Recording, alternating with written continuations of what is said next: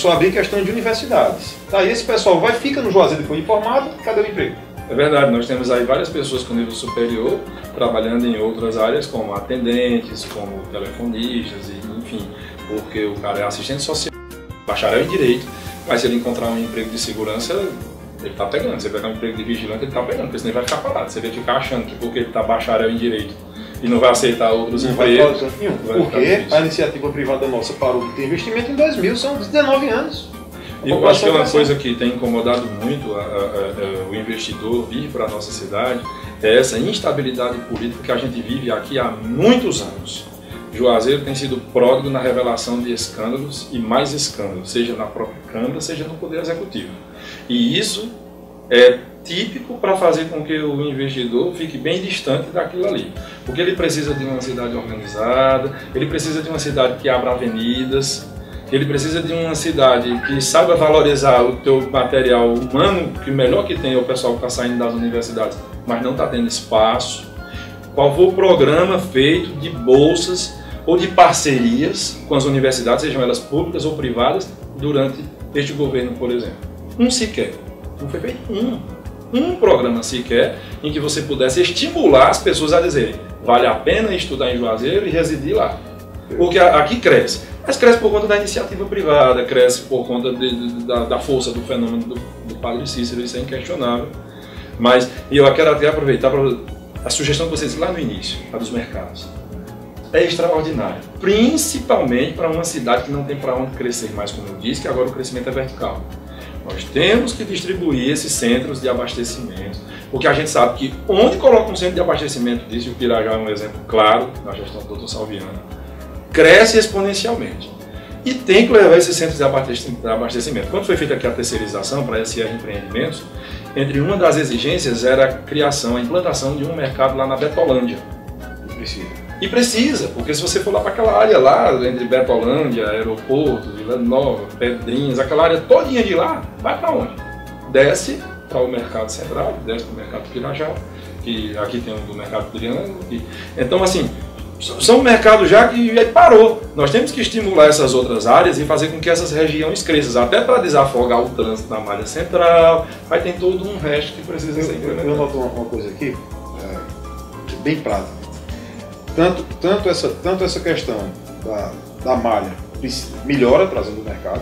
Lógico, distribui. E eu sempre falo assim, o pessoal fala, você sonha demais. Eu lembro disso em 2016, eu com Raimundo Gomes de Matos, lá no hotel Vesvales, e tinha um programa do SUS que fazia aquela que tem Barbalha agora. Na carteira do SUS, você faz o cartão SUS e tem todo o seu histórico nos computadores de todos os PSF. Você já falou sobre isso. Tem sistemas aí exitosos no Brasil. Eu falei para isso em 2016. E aí foi um pecado meu. Eu não acreditei que o Raimundo Gomes trouxesse para Barbalha. Mas eu pedi. Falei, traga para o Cariri, ir para uma metrópole, se eu não me engano, daquele Ayrton Cirilo, a cidade dele lá. Icapuí. E eu pedi para ser o modelo no Cariri. E foi implantado em Barbalha com a Gemiro, grandiosamente isso, anos depois. Eu pedi isso em 2016. Muita gente dizia que eu sonhava demais. Aí eu tenho outro sonho. É o base da organização na saúde. Eu tenho outro sonho que nós estamos fazendo a maquete. E aí eu vou precisar da Câmara. E aí eu venho lançar a proposta para que a gente trabalhe isso com o prefeito. Fazer possível um parque ecológico na malha ali próximo ao horto. No meu ponto de vista, antes da ponte, aquela ponte que você vai para o horto. Padre Murilo, Monsenhor Murilo. Você vai para a esquerda pegar o anel viário. Você pegar dali do anel viário até aquela parte lá, aquele terreno alaga. Você faz um saneamento e coloca ali, com pista de Cooper, bica, churrasqueira, local para o pessoal poder fazer aniversário de 15 anos, o pessoal que tem baixa renda, e tem um local atrativo para Juazeiro que falta. Né? Isso me deu até eu conversando com o Dr. Maurício, ele tinha uma ideia de fazer o parque, esqueci agora o nome do local, Jardim Botânico, até porque leva plantas frutíferas para você chegar lá, tirar sua fruta, e isso tem como fazer naquele terreno, tem como fazer com iniciativa. Então, a maquete vai ser já aí para a gente colocar na rua, e é um projeto que a gente vai pedir apoio de toda a Câmara de Vereadores, o máximo possível para que tanto seja aprovado o prefeito aprove, o prefeito arruma, ou ano que vem, e que a Câmara aprove esse tipo de projeto. Eu acho que um projeto desse, não tirando esse empréstimo de 80 milhões do saneamento, que eu acho que hoje não é a necessidade tamanha do Juazeiro. De dólares. De dólares. Até porque eu não vejo tanto de esgoto a céu aberto no centro, as periferias falta muito mais estrutura do que simplesmente o saneamento inicial. né? Eu acredito que um parque desse gera esse emprego, vem gerar dinheiro para Juazeiro, turismo, outra situação, e com esse dinheiro gerado é que a gente faz o saneamento. Não fazer o saneamento e não gerar receita. O que chama, eu sei que o tempo está bem corrido, já estourado, mas é porque nós estamos falando sobre coisas do dia a dia, um bate-papo interessante. Essa história dos 80 milhões de dólares, o que ela mais incomoda é que, inicialmente, está lá no texto. Se não é o que está no texto, então justifique. Mas o que está lá no texto é para infraestrutura e saneamento. Ora, acabou de ser aprovado um projeto para que a CAGES continuasse operando em Juazeiro por mais 15 anos, totalizando 30 anos. Rural. E isso, inclusive, uma bacia, né? Englobando a área rural do município e tudo mais. E segundo a justificativa para a aprovação do projeto, seria para que a CAGES investisse 100% em saneamento para o município, para que pudesse pegar recursos emprestados, aí a CAGES não iria onerar em nada o município, e ela pudesse fazer investimentos na área do saneamento, sabendo ela que poderia ter um tempo de 30 anos para poder tirar aquele valor que foi investido. Ora, se o que foi aprovado recentemente era para que a CAGES investisse 400 milhões de reais em saneamento, então esses 80 milhões de dólares, esqueça saneamento, quem tem que fazer isso é a CAGES. Está previsto lá na lei, está previsto no contrato. Quem é responsável para fazer 100% de saneamento no nosso município é a CAGES. E foi agora renovado o contrato. Os 80 milhões de dólares que tem para ser aprovado, para infraestrutura, o quê? Você acaba de dar um exemplo concreto. Bota o projeto no papel, um exemplo que você está dando é lindo, é belíssimo. Coloca lá no papel quanto vai gastar, quanto prevê de geração de emprego direto e indireto, o que é que vai ser economizado depois, qual o impacto ambiental de sair positivo que vai gerar por conta da plantação de árvores frutíferas e tudo mais. Pronto. Nesse projeto nós vamos gastar quanto? Tanto. Vamos fazer o outro projeto, aquele outro projeto que visa abrir uma avenida ali, desapropriar tantas casas e não sei o que, tanto. Então, se fosse uma coisa clara, aí acredito que até a população diria, não, vale a pena pegar esses 80 milhões de dólares. Mas você chega e diz, então somente, a gente quer uma liberação de 80 milhões de dólares para a gente fazer infraestrutura da cidade. Aí é brincadeira. Até porque nós estamos vendo obras aqui caríssimas, quando a gente sabe que poderia ter um preço muito melhor. Você acredita, como vereador, que a Câmara está preocupada com a situação do que o pessoal vê fora? Você acha que a Câmara não tem essa preocupação? Porque assim, quando eu fico na Câmara com a ideologia de gênero, eu lembro que tinha pessoas que eram contra. Aí depois ficou todo mundo falando. Houve uma pressão social muito grande e aí daqui a pouco houve um engajamento, né? A Câmara teve que se engajar. Você acha que falta esse engajamento, que falta essa presença mais do pessoal na Câmara, das pessoas? Ou você acha que mesmo com a presença o pessoal passava esse tipo de projeto de 80 milhões? Não. Eu concordo. Assim, a sua pergunta ela me encaminha para uma resposta muito óbvia. Se a população realmente acompanhar de perto, se o eleitor cobrar diretamente do seu representante e disser, nós estamos aqui te acompanhando. E aí no caso da igreja, a igreja, quando o sujeito chega, está lá um grupo de pessoas, não é para falar lá na hora do culto ou na hora da missa, não é isso que a gente está falando. Mas a comunidade organizada chamar, os empresários que votaram chamar, a dona de casa, os presidentes de associação e etc. chamarem e dizer, deixa eu dizer uma coisa, nós estamos acompanhando isso aqui. Nós queremos uma explicação lógica por que você está votando isso aqui. Você sabe para que vai ser utilizado, com base em quê? Afinal de contas, o dinheiro é do cidadão, não é do vereador. Você me pergunta, você acha que a Câmara está preocupada com isso? A gente precisa mudar a cultura no Juazeiro, muito daquela história do seguinte: oposição vota contra, situação vota a favor. E tem até uma frasezinha, base é base. Base é base, base tem que votar a favor. Não, eu não defendo esse tipo de prática. Eu acredito que assim, base é base, para tentar dar ênfase às coisas boas que acontecem, para dar sustentação devida, é necessária uma base forte. Aqui em Juazeiro, em qualquer país do mundo, tem que ter os parlamentos, tem que ter a base, tem que ter a oposição. Mas não é você botar de goela abaixo qualquer projeto e porque eu sou base eu tenho que votar favorável ao negócio daquele que nem mais tarde o próprio vereador vai saber explicar. E também que você dá oposição, não é você dizer sou contra. Eu, por exemplo, posso dizer eu sou contra o projeto de 80 milhões de dólares. Como? Ele nem explicou o que é que deveria ser feito. Não, eu quero infraestrutura. Infraestrutura como? Com dados concretos, isso aqui vai sair tanto. Aí a própria população cobra. Ei, vereador Gleito, não seja contra não. Porque nós queremos ver isso aqui acontecer. Os benefícios vai trazer. Os benefícios são esses. Então acho que esse amadurecimento precisa passar pelo nosso parlamento, mas há muito tempo a gente precisa disso. Não pode ser aquela história provinciana. Base é base, oposição é oposição. E não, aí eu acho que todo mundo perde com isso. Aqui na direita tem uma coisa engraçada, talvez seja única. A gente vem aqui ver um vereador, eu sempre falo, por exemplo, você vai olhar a Jaqueline. A Jaqueline defende os animais, está lá, trouxe até ambulância para os animais, né? Fora da situação, mas eu vi a placa. Então assim, chega alguém da direita, eu vou defender os animais, eu digo não. Juazeiro já tem um vereador que faz isso, então eu acho desnecessário. Procura outra bandeira. Eu vou defender o conservadorismo, tem esse aqui, você defende isso aí. Você vê todo dia isso, né? Chegou aqui falando de igual, você defende o quê? Qual é a sua bandeira? Não, a minha é saúde. Estou dizendo do Dr. Demick, que é neto, faz com a gente, eu disse, Dr. Demick, então sua bandeira é saúde. Porque eu vejo muito, a gente vai votar na situação do vereador e você não sabe a função, você não sabe o que ele defende, né? Você não sabe o que é que ele vai defender ali a causa dele. Exemplo, nós temos um vereador que vai defender o conservadorismo, então o que é que ele vai defender? Uma situação de Romeira mais forte, vai defender a solidificação das igrejas, vai defender uma situação de menos promiscuidade nos ensinos que a gente vê com ideologia de gênero solto aqui ou ali. Ele vai defender uma situação de pró-família, vai ver uma situação de um abrigo para o pessoal. Então, isso é conservadorismo. Né? Vai abrigo para idoso, vai ver uma situação dessa forma. Cuidar de idoso é uma prioridade conservador. Aí você vai notar, o outro chega dizendo que vai cuidar de juventude. E fica mais fácil do público, da população, se identificar e ver com o que o vereador vai trabalhar para ele, ou o grupo que vai fazer aquela situação. Você não acha que a Câmara está muito... Você não sabe o que é que cada um defende ali? Isso aí é um fenômeno brasileiro. Recentemente nós tivemos uma mudança nesse paradigma na eleição de muitos parlamentares para o Congresso Nacional, é bem verdade, mas mais de uma década o que a gente via era isso, uma falta de identidade com uma causa específica, né? Lá na nossa Câmara, o caso da Jaqueline Gouveia é uma notícia alvissareira, é uma eleição alvissareira, melhor dizendo, é um horizonte de que algumas pessoas envolvidas com determinada causa dizem, eu quero aquele nosso representante lá.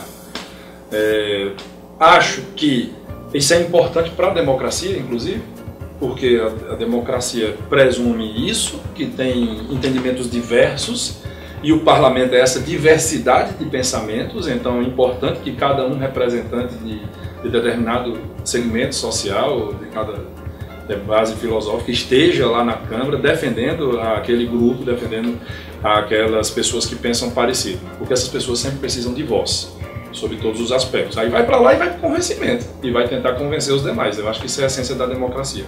Fortaleceria o parlamento, mas não adianta a gente achar que isso vai acontecer num passo de mágica. Infelizmente não. Se nós não tivermos uma mudança na mentalidade do eleitorado, isso não vai acontecer. De jeito nenhum. Isso é bonitinho, isso é bonito na teoria, mas quando vai para a prática, entre os grupos existem pessoas que têm seus interesses particulares, que querem resolver os seus problemas particulares. E aí o camarada que se diz conservador, ele está ali, aí tem ali o representante que é conservador, mas aí ele está olhando ali, eu digo, não, eu sei, ali tem um cara que é o representante dos conservadores, mas ele quer votar naquele outro ali, que já é mais identificado com outra causa. E aí assim, tem que ter realmente um amadurecimento eleitoral. É isso que a gente está também tomando cuidado, e a gente está fazendo isso tudo bem enfática, até na publicidade em si. Publicidade, se você defende a causa, a sua publicidade é essa. Você não vai para outra publicidade que é de outros suprimentos. Porque senão você não vai ser especialista naquela situação que você vai estar para resolver o pessoal. Você vai ser mais um enganador. E a gente não está interessado nisso. E aí fica uma pergunta para o Gleidson. O Gleidson, prefeito, por exemplo, pergunta direta é uma pergunta que 100 pessoas me pediram para perguntar isso. Eu vou perguntar bem claro.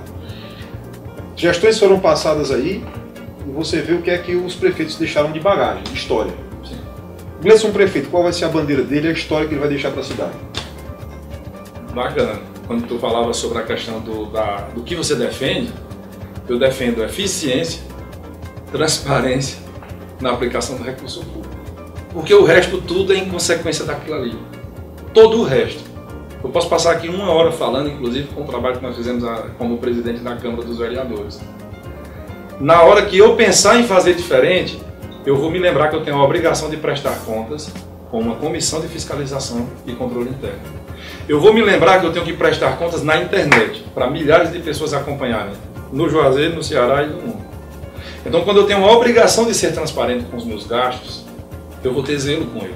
Porque vai chamar a atenção quando eu expuser aquilo ali na internet, ao vivo, para os grupos. Então tem que ter transparência. Chega a ser pegajoso, mas não é. E isso você tem que ter em todos os órgãos da administração. Onde tiver uma unidade gestora, uma escola.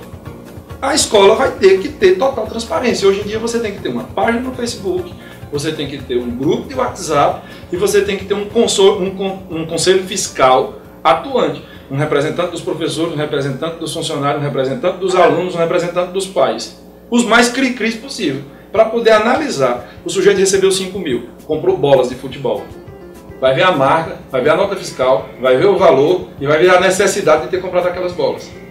Então ele vai ter que dar satisfação. Ah, mas ele tem condições de cooptar aqueles 4. Não, ele vai ter que botar na internet, porque ali a comunidade todinha envolvida vai acompanhar de perto. E vai dizer, cadê o produto, cadê a bola e para que isso que tu está fazendo? Transparência. Eficiência na aplicação do recurso público. Você tem que ver a necessidade de ter tantas pessoas como você disse em determinadas secretarias. Você tem que ver a necessidade de ter determinados contratos no município. E aí quando você mostrar para a população, por exemplo, daqui um exemplo bem simples, o do lixo. Hoje nós pagamos em torno de 3 milhões e 300 mil reais mês, o Juazeiro paga para a empresa que faz a coleta do lixo. O pessoal falava que Raimundo era péssimo. O prefeito quando pagava 1 milhão e 600 mil. 1 milhão e 600. Aí foi para 3.300. Aí como é que a gente consegue fazer isso? Não, mas tem a transparência, tu for lá no portal, tu sabe quanto é que está gastando, certo?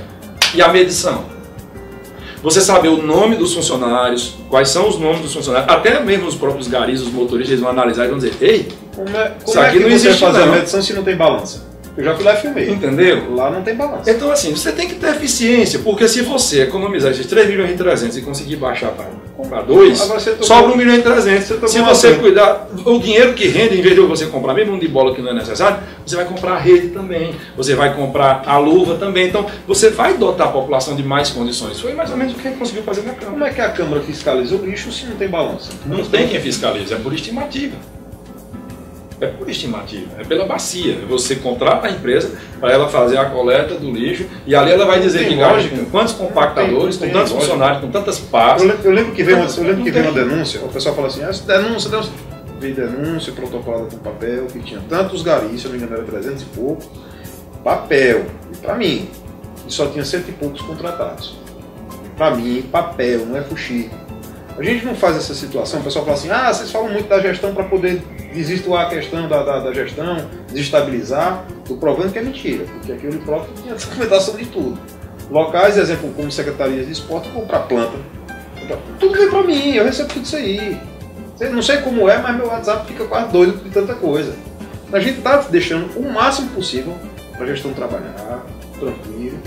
Agora, quando chegar março e abril, a gente começar a mostrar as caixas pretas, aí não vem dizer que a gente está destabilizando, não. A gente vai mostrar o que realmente está. Olha, João Paulo, eu aproveito. Eu não posso deixar de dizer isso, que é uma oportunidade única que eu estou tendo. Qual é a tua bandeira? Transparência, eficiência na aplicação do recurso público. O resto, você vai moldando. Como?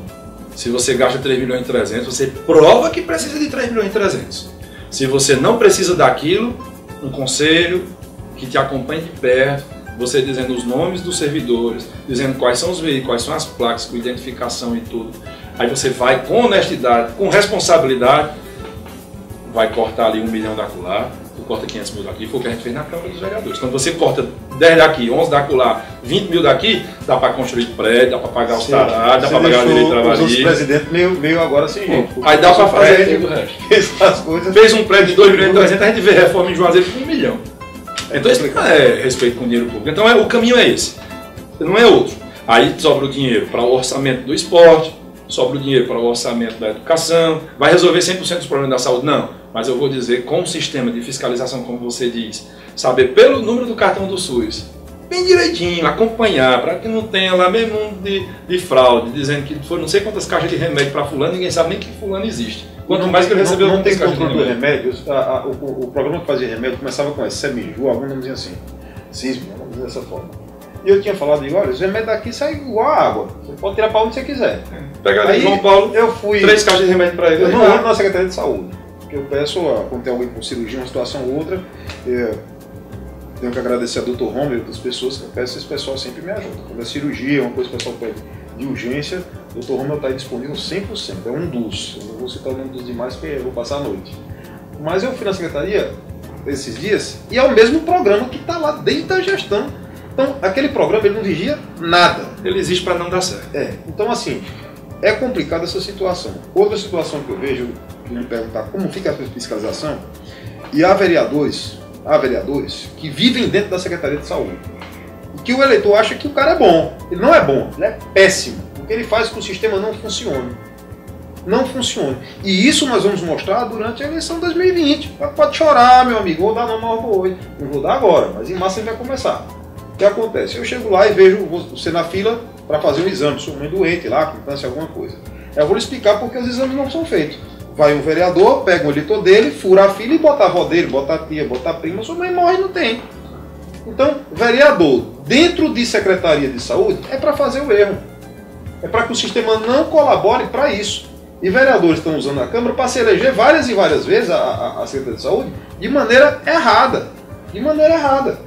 Então, eu acredito que Juazeiro vai ser transpassado a limpo em março. Nós vamos começar essa campanha de conservadora, mostrar quem é quem. O pessoal falou assim, você não bateu por conta disso e daquela outra situação. Nós estamos se organizando, documentando, para quando chegar dizer, olha, é dessa forma. É dessa forma. Vocês vão fazer um bom serviço. E a gente vai fazer esse trabalho para mostrar à população. Conscientizar. Foi o que eu falei. Não adianta de nada a gente não combinar com os russos. Como diria lá a frase do futebol. Se você não combinar com quem está na ponta, quem elege, então quem elege precisa passar por essa conscientização. Ele precisa entender que ele tem que ter serviços públicos funcionando, que não seja um favor. Mas aí o eleitor, muitas vezes, quando ele vai dizer, não, fulano é bonzinho porque ele me fez um favor. Eu fico imaginando o seguinte, você está aqui, eu consigo o exame para a senhora. Tem 30 pessoas que ficam sem o exame porque eu estou fazendo esse tipo de serviço. Eu não vou nem chamar uma canalice para não ser descortês. Mas é. Bem simples. Quem faz esse tipo de política, para mim, me perdoe. Para mim, não tem como. Quando eu vejo aí, eu vou dizer nomes e isentar. Eu vejo vereadores como Domingos Borges lá, que realmente trabalha e vai atrás de uma situação ou outra específica, mas não é sucando de lá direto, não. 24 horas lá dentro, não. Porque eu já tive com ele, vi como é o trabalho dele, vi que são situações atípicas e realmente ele trabalha, né? Perdeu um filho agora recentemente por câncer, bom cidadão, vejo como um bom trabalhador, né? Mas a pessoa está ali dentro 24 horas, só para estar burlando o sistema, me perdoe. Não cabe, né? Mais alguma coisa a acrescentar, considerações finais? Eu quero dizer que é um primeiro programa que eu participo de um bate-papo descontraído como esse, um bate-papo sobre tudo. Acredito que a gente deve, em outras ocasiões até, porque falar sobre política é isso, não adianta aquela história formulada de você chegar num debate e você, o que você faria para melhorar a saúde? 1 minuto e meio para Vossa Excelência. Vamos brincar direitinho, né, cara? Vamos levar a sério. O que você faria para modificar a situação da segurança em seu município? 1 minuto para a resposta. Aí o bom é que ainda tem gente que se empolga com isso. Rapaz, tu viu como ele respondeu em 1 minuto? Gente, pelo amor de Deus, ele te enganou. Não tem como não. A gente conversou aqui 1 hora e ainda não consegue exaurir todos os temas. Não existe o bambambam que sabe tudo, que responde tudo, não. Você tem que ter decência, você tem que ter dignidade, você tem que ter honestidade, você tem que ter vontade de resolver, você tem que entregar na mão de técnicos competentes. Para você estar aqui registrando aqui essas imagens, você tem que ter um técnico que saiba fazer uma edição, que saiba filmar, que sabe qual é a melhor luz. Então, para tudo você tem que ter. Agora, uma coisa você tem que ter, meu irmão. Você tem que gostar de servir. Você tem que gostar de gente.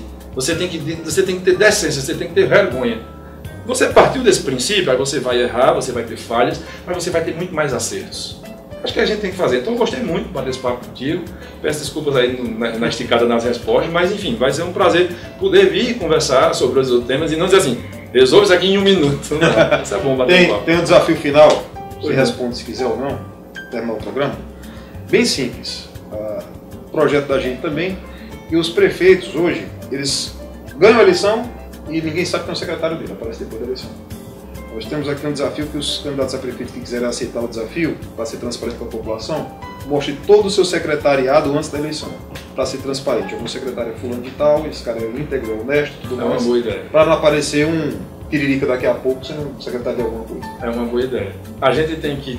hoje é impossível, né? Porque a rigor eu ainda tenho que pavimentar. Quando você pavimentar e trabalhar, né? Na candidatura, se por acaso for e quiser aceitar o desafio da elite conservadora, eu lanço para todo mundo. É uma excelente ideia. É uma excelente ideia. A gente só tem que moldar isso aí para a gente compor, para poder viabilizar uma eleição. Compor da melhor maneira possível, não é com coisa cebosa, não. É você dizer o seguinte, poxa, eu vou marchar com o João Paulo, vou marchar com o João Paulo, então o João Paulo vai fazer parte do governo. Eu vou marchar com o Jorge Marcelo, idem. Não vou com o Jorge Marcelo, então ele não vai fazer parte do governo. Então é óbvio que quando você chegar para a população, você já dizer mais ou menos com quem você vai compor e com quem você vai apresentar. Quem são as pessoas que vão administrar com você. Terminando o programa, mas só tocar esse assunto final, repassando. Eu lembro da primeira campanha que Arnon ganhou, do Raimundo Macedo, eu estava com ele. Lembro que ajudei na campanha, lembro que era ali perto da... Suas Campos? Não, a primeira dele ele fez ali perto da PUC, que era uma casinha que hoje é a coisa que vende de imóvel, Canuto. Era ali, a primeira dele. Eu estava lá quando ele ganhou, trabalhei com ele, fizemos as carreatas e tudo mais. Não pedi emprego. Estava com o Arnon nessa última, nós trabalhamos muito, isso todo mundo viu, de madrugada, todo mundo viu isso. Também não pedi emprego para mim lá. Minha mãe perdeu a portaria dela de coordenadora, foi perseguida dentro da gestão.